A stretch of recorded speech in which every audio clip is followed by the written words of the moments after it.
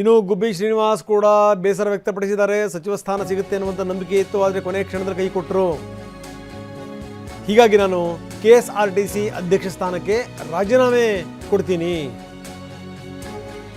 ನಾಳೆ ನಾನು ರಾಜೀನಾಮೆ ಕೊಡ್ತೀನಿ ಅಂತ ಹೇಳಿದ್ದಾರೆ ಗುಬ್ಬಿ ಶ್ರೀನಿವಾಸ್. ಜನ ಮಂತ್ರಿ ಆಗಬೇಕು ಅಂತ ಬಯಸ್ತಾ ಇದ್ರು, ಆದರೆ ಯಾರು ಹೇಳಬೇಕಾಗಿತ್ತೋ ಅವ್ರು ಹೇಳ್ತಾ ಇಲ್ಲ. ಸಾಮಾನ್ಯ ರೈತನ ಮಗ ಮೇಲೆ ಬರೋದು ಕಷ್ಟ ಅಂತಾರೆ ಶ್ರೀನಿವಾಸ್.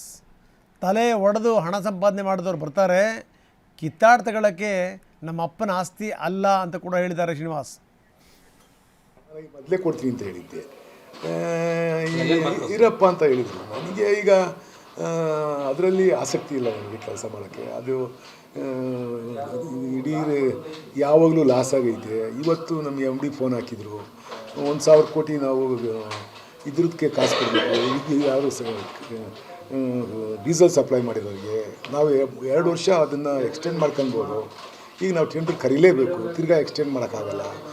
ಇರೋದೆಲ್ಲ ಲಾಸು, ಅಲ್ಲೇನೂ ಬದಲಾವಣೆ ಮಾಡೋಕ್ಕಾಗಲ್ಲ. ಏನೂ ಮಾಡೋಕ್ಕಾಗೋ ಜಾಗದಾಗೆ ಕೂತ್ಕೊಂಡು ಏನು ಮಾಡೋಣ? TADA ತಗೊಂಡು TADAನೂ ಇಲ್ಲ, ತಗೊಂಡು ಏನು ಮಾಡೋಣ? ಇನ್ನು ಕೆಲಸ ಮಾಡೋಕ್ಕೆ ಅವಕಾಶ ಇದೆ. ಇದನ್ನು ಕೊಡ್ತೀನಿ ಅಂತ ರಂಗನಾಥ್ ಅವ್ರಿಗೆ ಹೇಳಿದ್ದೆ ಅಲ್ಲೇ. ನಾನು ಇವರು ಚೀಫ್ ಮಿನಿಸ್ಟರ್ ಆದಾಗಲೇ ಇದು ರಾಜೀನಾಮೆ ಕೊಡ್ತೀನಿ, ನಾನು ಇದ್ರಾಗ ಇರಲ್ಲ ಅಂತ ಹೇಳಿದ್ದೆ. ಇವರು ಚೀಫ್ ಮಿನಿಸ್ಟರ್ ಆದಾಗಲೇ ಇದು ರಾಜೀನಾಮೆ ಕೊಡ್ತೀನಿ, ನಾನು ಇದ್ರಾಗ ಇರಲ್ಲ ಅಂತ ಹೇಳಿದ್ದೆ. ನಾನು ನಾಳೆ ನೋಡಿ, ಗುಬ್ಬಿ ಶ್ರೀನಿವಾಸ್ ಅವರು ಹೇಳಿದಂಥ ಮಾತು, TADAನೂ ಕೂಡ ಸಿಗಲ್ಲ, ಅಂಥ ಕಡೆ ಕೂತ್ಕೊಂಡು ಏನು ಮಾಡೋದು? ನಷ್ಟದಲ್ಲಿ ನಡೀತಾ ಇದೆ ಸಂಸ್ಥೆ. ಬೆಳಗ್ಗೆ MD ಫೋನ್ ಮಾಡಿದರು, ಏನು ಇಂಥ ಸ್ಥಿತಿ ಇದೆ ಅಂತ ಕೇಳಿದ್ರು. ಇಂಥ ಕಡೆ ಕೂತ್ಕೊಂಡು ಏನು ಮಾಡೋದು? ಅದಕ್ಕೆ ನಾನು ನಾಳೆ ರಾಜೀನಾಮೆ ಕೊಡ್ತಾ ಇದ್ದೀನಿ ಅಂತಾರೆ ಗುಬ್ಬಿ ಶ್ರೀನಿವಾಸ್.